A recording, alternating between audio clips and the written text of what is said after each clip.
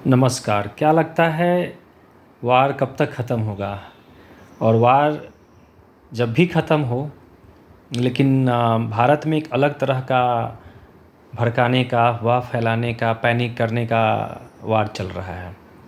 अपने आप को चमचा सिद्ध करने का, कांग्रेसी सिद्ध करने का और भारत के अगेंस्ट नरेंद्र मोदी के खिलाफ़ कैसे अफ़वाह फैलाया जाए और कैसे देश को तोड़ा जाए, कैसे देश में अफरा-तफरी का माहौल क्रिएट किया जाए, ऐसा माहौल बनाने में लगे हुए हैं कुछ कांग्रेसी और कुछ उनके चमचे और उनके सपोर्टर और मोदी हेटर। और मोदी हेटर्स होते होते धीरे धीरे देश के भी, मोदी के हेट करने के चक्कर में देश के भी वो विपरीत ही बोल जाते हैं। ये उन्हें बाद में समझ में आता होगा या जानबूझ के करते हैं। क्यों? क्योंकि ये वायरल होने का और व्यू बढ़ाने का सबसे इजी तरीका है। आप राहुल गांधी के बारे में बोलकर या देश के पुराने जो पाप किए हुए हैं कांग्रेसियों ने, उसको बोलकर आप ज़्यादा व्यू नहीं पा सकते हैं। क्योंकि जो राइट विंग है वो आपको नहीं, उस पे नहीं जाकर कमेंट करेंगे और आपको सपोर्ट करेंगे। लेकिन आप अगर मोदी को उल्टा सीधा बोलेंगे, देश के प्रधानमंत्री को उल्टा सीधा बोलेंगे और साथ साथ आप उस क्रम में बढ़ते बढ़ते जोश में भारत के खिलाफ़ भी बोल जाते हैं, तो आपका व्यूअर यूट्यूब सोशल मीडिया पे खूब आपका बढ़ेगा। इवन पाकिस्तान तक के फॉलोअर आ जाएंगे और आपका व्यू अचानक दिन मतलब बढ़ता जाएगा। तो ये सब चीज़ें तो है पैनिक का माहौल। लेकिन पैनिक माहौल में शांत रहने का कहा जाता है सरकार के द्वारा या किसी भी अच्छे व्यक्ति के द्वारा, लेकिन कुछ लोग उसको और हवा देने लगते हैं। क्या ये वार नरेंद्र मोदी जी ने करवाया है? क्या ये वार भारत सरकार ने करवाया है? ये वार चल रहा है इजराइल, अमेरिका और ईरान का। उन लोगों की पुरानी दुश्मनी है। क्यों है? तो उसके पीछे काफ़ी बड़ा इतिहास है। एक सपोर्टर अपने देश में बड़े बड़े यूट्यूबर हैं, सो कॉल्ड खान सर, ये वो फलाना ढिमकाना, जो आजकल भागते फिर रहा है। कभी सुनने में आता है मोबाइल ट्रेस ना कर ले बिहार सरकार या जो भी सरकार, और कोई पुराने केस में वो भाग गया था वृंदावन और मथुरा, अपना मोबाइल कहीं और लोकेशन किसी के साथ भेजकर और कहीं और चला गया था। उसका मैं गलती से उस दिन देख रहा था। मतलब वो तो बीच बीच में व्यू पाने के लिए पाकिस्तान को गाली देता है, पाकिस्तान के खिलाफ़ बोलेगा, उसके मुसलमान होते भी उसके खिलाफ़ बोलेगा, कुछ ना कुछ ऐसा बोलेगा जिससे कि सारे भारतीय जो देशभक्त भी हैं वो भी सपोर्ट करें और जो भी है वो आप समझ सकते हैं। और बोल रहा था कि हाँ अमेरिका ऐसा है वैसा है। लेकिन भाई देखो, एक पक्ष की बात नहीं है ना। तुम ठीक है बहुत बड़े ज्ञानी हो, तुम्हारे बहुत बड़ा एक सोशल मीडिया पर बहुत बड़ा चैनल है और बहुत बड़ा व्यूअरशिप है तुम्हारे पास, लेकिन इसका ये मतलब नहीं है कि तुम और उसको अफवाह फैलाओ कि हाँ ऐसा है वैसा, मैंने 1 साल पहले ऐसा बोला था, भारत सरकार को ये कर लेना चाहिए, वो कर लेना चाहिए, है ना। तुमसे अच्छे अच्छे बैठे हुए हैं, ठीक ना। तो मैंने देखा कि इसका कितना झुकाव है कि हाँ ये मार दिया, वो मार दिया, और मतलब ईरान के खिलाफ़ एक शब्द भी नहीं बोल रहा है। ठीक है, गलत तो किया अमेरिका ने, लेकिन क्या ईरान भड़का नहीं रहा था? जब भी खमनेई का भाषण आता था, जब भी वो इस तरह का कुछ होता था ईरान में, तो वो खुलेआम बोलता था कि मेरा 2 ही दुश्मन है, अमेरिका है और इजराइल है। और ईरान जो अभी ईरान पर बीत रहा है, तो सबसे ज़्यादा वहाँ की जनता भुगत रही है। बाकी मरने वाले जो खमेनेई, तो एक उम्र भी हो ही चुका था, तो कोई मतलब समझ ही सकते हैं। एंड रही बात कि क्या ईरान का गलती नहीं था? अमेरिका तो है ही, अमेरिका तो अभी सच में वर्ल्ड में सबसे प्रॉब्लम क्रिएटर तो अभी वही है। लेकिन अगर आप देखेंगे, अगर आप जाएंगे इसके तह के में, तो देखेंगे कि ईरान ने भी कम गलती नहीं की है। ईरान कम प्रॉक्सी वार में नहीं शामिल है। ईरान इवन भारत में भी जो पहलगाम में जो हमला हुआ था, उसमें भी हमास का ही कॉन्सेप्ट था, और उससे कुछ दिन पहले हमास के आतंकवादी पीओके में आए थे, सपोर्ट कर रहे थे। ठीक है, बिजनेस पार्टनर, काफ़ी पुराना संबंध भारत के साथ है, ईरान के साथ था, अभी भी है। लेकिन इजराइल जो हमास और वहाँ कई आतंकवादी संगठनों को वो हथियार देता है, ईरान देता आ रहा है कईयों सालों से, कई सदियों से, और इजराइल को वो हार्म करवाता है। आपने देखा ही होगा इजराइल में वहाँ फेस्टिवल चल रहे थे और कैसे वहाँ पर हमला हुआ था, उसके बाद ही इजराइल ने ऐसा हमला किया ना। तो इन सब चीज़ों से हमें क्या लेना देना है? ठीक है, लेना है, हम भी इस वर्ल्ड में रहते हैं, इस देश में रहते हैं, ठीक है, लेकिन एक तरफ़ा न्यूज़ और एक तरफ़ा बातें नहीं करनी चाहिए, सीधा मैं ये मानता हूँ।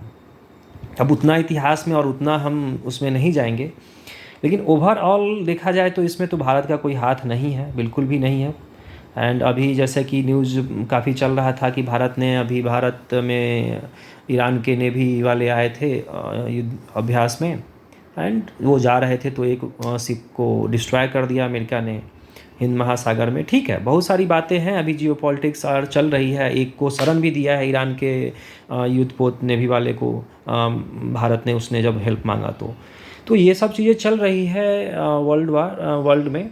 और काफ़ी कुछ है कि जैसे कि अभी इजराइल भी नहीं रुक रहा है। कल अच्छा खासा मार्केट, अपना अब आते हैं मार्केट पे, कि मार्केट अच्छा खासा कुछ रिकवर किया था, लेकिन आज उससे ज़्यादा मार्केट डाउन हो चुका है। हमने डिस्कस किया था, जैसे कि मैंने पोस्ट में डाला था मॉर्निंग में, और मैंने अपने टेलीग्राम चैनल पे डाला था, ट्रेनिंग लेवल हमने अपडेट किया था। लेवल जो हमारा आज का था, आज का लेवल हमने लिखा था निफ्टी ब्रेक बिलो 24,200, उसके बाद जो टारगेट था डाउन साइड का 2490, 24,100 के आसपास का, एंड उसके बाद 24,000 हमने एक राउंड लेवल का प्लान किया हुआ था। तो हमें अच्छा खासा ट्रेड मिला, अगर जिन्होंने ट्रेल किया होगा अच्छा खासा उनको मिला होगा टारगेट, बढ़िया रहा मार्केट डाउन साइड ट्रेंड में। एंड अप साइड का हमने 24,310 का रखा था कि अगर वो ब्रेक करता है तो, वो तो आज हुआ नहीं एनीवे। एंड उसके बाद मैंने लगभग 11:39 में मैंने एक डाला था टेलीग्राम पे एंड व्हाट्सएप ग्रुप में कि अगर 24,000 राउंड फिगर पे अगर मुझे अपॉर्चुनिटी दिखती है तो मैं 20 पॉइंट 24,980 का एसएल लेते हुए मैं एक अप साइड में मैं एक ट्रेड लूँगा। और मैंने लिया भी, मुझे छोटा सा एसएल मिला, मैं एग्जिट हो गया एसएल लेके। तो यही है, मेरा प्रॉफिट अच्छा खासा था, एक एसएल लगा भी था, कोई बात नहीं है, मेरा डे ख़राब नहीं हुआ, मेरा कोई पूरा प्रॉफिट नहीं चला गया। एक छोटा सा मैंने एसएल प्लान किया था जो कि बनता था। तो क्या है कि ये सब चल ही रहा है, और देश में ना भड़काने वाले इस सिचुएशन में काफ़ी है। ठीक है, गैस का दाम कुछ बढ़ा है, सरकार उस पर कुछ एक्शन ले रही है, कुछ कॉमर्शियल का न्यूज़ आ रहा है कि मुंबई में ऐसा कुछ है। अब क्या है नहीं है एक्चुअल न्यूज़ तो हम लोगों तक नहीं पहुंचता है ना, उसने क्यों अभी होटल वालों ने बंद किया है, क्या एक्चुअल रीज़न यही है, या वो किसके बहकावे में आके ऐसा काम कर रहे हैं? विपक्ष के बहकावे में आके ऐसा काम तो नहीं कर रहे हैं होटल वाले, क्या उसके विपक्ष के तो सपोर्टर नहीं है? ऐसा भी हुआ है पहले कई बारी, नोटबंदी के समय भी हुआ है, ये मर गए वो मर गए, राहुल गांधी फटा जेब लेकर निकल गया। एंड मतलब माहौल ख़राब करने के लिए यहाँ के विपक्षी ऐसे करते हैं ना कि क्या बताऊँ। जैसे कि ऑपरेशन सिंदूर में भी हुआ था कि अगर भारतीय मीडिया अगर बढ़ा चढ़ा के पेश कर रही थी तो इन्हें क्या दिक्कत है? तुम भारत के साथ नहीं हो क्या? ठीक है, मान लिया कि भारत के मीडिया ने, कुछ मीडिया ने ऐसा कर दिया था कि जैसे हमने लाहौर तक पहुंच गया और ये वो दिस दैट, तो क्या हो गया? तुम भारतीय नहीं हो क्या? तुम्हें क्या उससे दिक्कत है भाई? यहाँ तो आजकल यही तो है, इन्फॉर्मेशन का भी वार है और भी वार है, कई तरह से वार चलती है ना। जब युद्ध चल ही रहा है तो कई तरह का वार चलेगा ना। नहीं, इनको वो भी नहीं पछता है, और जब वार रुक गया तो भाई सरेंडर कर दिया। मतलब कितने बेशर्म हैं ये लोग, किसी को कहते हैं ना चित भी मेरा पट भी मेरा, मतलब लॉजिक ही समझ नहीं आता है। इस साले तुम लोग, वार रुक जाए तो प्रॉब्लम, वार चल रहा था, अगर उसमें कुछ विमान गिरा भी नहीं तो राफेल गिर गया, कितनी राफेल गिरा ये बताइए? वो भी क्लियर हो गया ना आज के डेट में कि एक भी राफेल नहीं गिरा था, राफेल नहीं गिरा था। अमेरिकी राष्ट्रपति पे ज़्यादा भरोसा है, भारतीय जो स्पोक्स पर्सन है उस समय के विदेश मंत्रालय या जो भी थे उस पर भरोसा, सेना पे भरोसा इनको नहीं है। किसी भी ऑपरेशन जब भी हुआ है इनको सेना पे भरोसा नहीं रहा है। हाँ, इससे पहले ऑपरेशन सिंदूर से पहले हुआ था, उसमें कि ये कह रहे थे जंगल में जाकर मिसाइल दाग कर आ गई भारतीय वायुसेना। तो ये लोग इतने गिरे हुए विपक्षी है ना, ये राहुल गांधी, केजरीवाल और टीम, बाकी तो है ही, मतलब कोई लेवल ही नहीं है इनका। देश देख रही है तुम्हें, और ना वोट से ऐसा मारेगी ना कि तुम कहीं क्या नहीं रहोगे। तो ये सब हरकतें करके ही तो देश ये स्थिति में पहुंचा है। लेकिन कुछ ज्ञानवीर जो पढ़े लिखे सो कॉल्ड अपने आप को सेकुलर कहने वाले कुछ फॉलोअर बन गए हैं, तो मैं तो अमीर हूँ, मैं तो यहाँ हूँ, मैं तो वहाँ हूँ, दिस हूँ, दैट हूँ, और बाकी गरीब लोग समझे कैसे उनके घर में असर। अरे भाई तुम भी सोच लो, तुम भी देश के हो ना। क्या शिफ्ट कर गए क्या अब? अपने राज्य में मज़ा नहीं आ रहा? थोड़ा सा बोल के देखो वहाँ के ग्राउंड रियलिटी के बारे में। मतलब बेशर्मी का ना एक ही बस है गाना, कि बस कैसे मोदी को नीचा, प्रधानमंत्री को नीचा दिखाया जाए। जैसे लग रहा है प्रधानमंत्री ही पूरे वर्ल्ड को अपने उंगली पर नचा रहा है कि हाँ यहाँ वार होगा, वहाँ वार होगा, ऐसा होगा, वैसा होगा। है ये हद है, हद नहीं, हद पार कर चुका है ये लोग लेवल। मतलब ये सोचता है ना कि इसके व्यूअर या जो भी है ना वो उसको पागल बना रहा है, और सिर्फ व्यू बटोरने के चक्कर में। इसको भी रियलिटी पता है, ठीक है, उतना तो चलता है ना कि सरकार जिसका है बहुत सारा चीज़ कहानी चलती है, लेकिन ये पॉजिटिव चीज़ नहीं बताएगा कि देश का इंफ्रास्ट्रक्चर कितना मजबूत हुआ है, कितना अच्छा कर रहा है। उसमें कमी बेसी हो सकता है, बिल्कुल हो सकता है, कहाँ का रोड नहीं धंसता है। सेना कितना मजबूत हुआ है, हो रहा है दिन प्रतिदिन। अब हम अपने मिसाइल या जो भी है मैन्युफैक्चरिंग, बहुत हद तक डिपेंडेंसी ख़त्म हुई है दूसरे देशों पे, अभी भी है।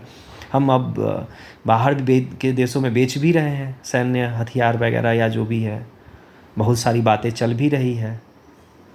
तो ये लोग ना ग्राउंड रियलिटी नहीं पे बात नहीं करेंगे, ये सिर्फ कमी कमी कमी, यही रोना रोएंगे और भड़काएंगे लोगों को, पैनिक करेंगे, यही काम है इनका।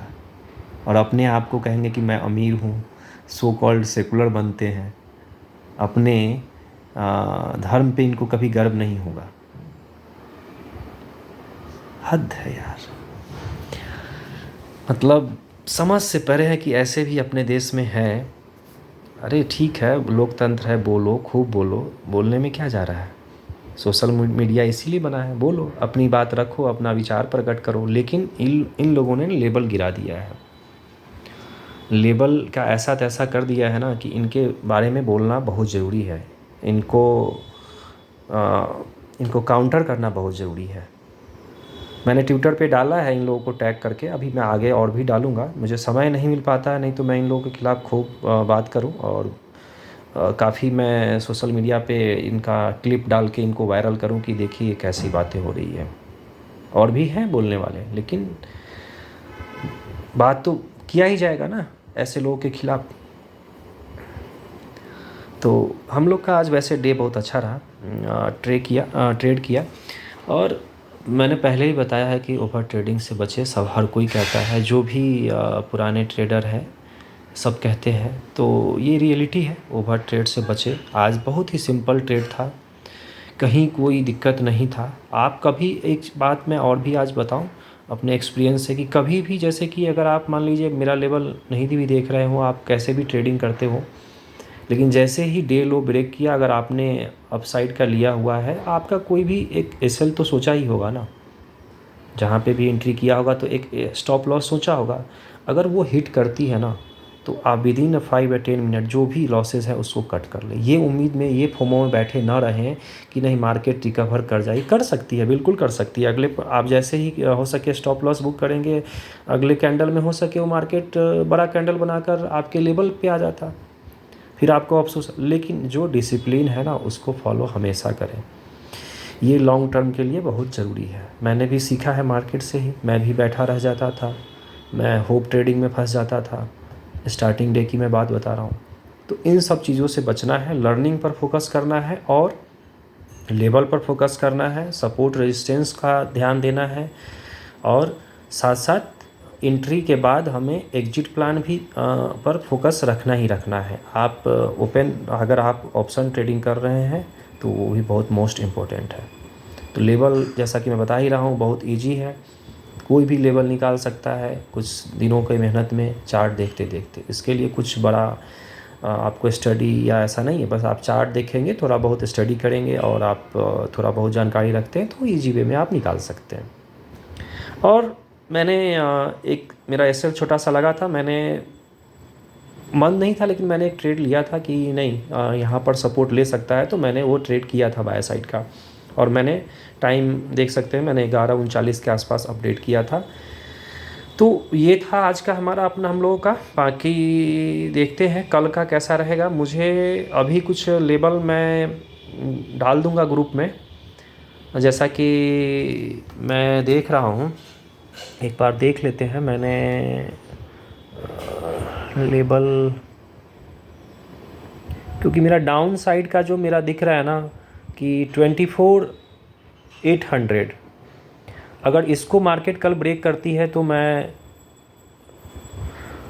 उस समय के सिचुएशन और अभी रात में गिफ्ट निफ्टी कैसा रिएक्ट करता है, ग्लोबली क्या न्यूज़ है, ग्लोबल मार्केट कैसा रहता है, इन सब को देखते हुए और बाकी चार्ट इंडियन निफ्टी निफ्टी 50 को देखते हुए मैं देखता हूँ कैसा रह पाएगा। लेकिन फ़िलहाल जो लेवल मुझे दिख रहा है ना वो है 23,800 का डाउन साइड। अगर ये ब्रेक होता है तो 24,700, अगर 700 को भी अगर मार्केट ब्रेक करती है तो क्या लेवल आ सकता है।